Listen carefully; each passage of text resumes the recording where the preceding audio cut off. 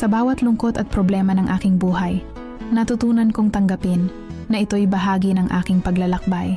Ang mga pagsubok ay hindi hadlang, kundi hakbang patungo sa mas matibay na version ko. Sa bawat unos, natutuklasan ko ang aking tapang.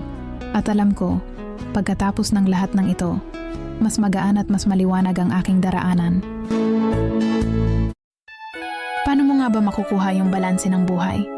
Yung hindi sobra, hindi kulang. Sabi nila, hindi raw talaga mahahanap yon. Dapat daw ikaw mismo ang gumawa. Maging mabait ka pero wag kang magpapaabuso. Magtiwala ka pero wag kang magpapaloko.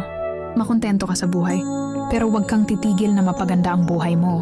Nandun ka lang sa gitna nung kumakapit at bumibitaw. Ang buhay daw, para kang nagbibisikleta. Kailangang umandar ka para hindi ka matumba.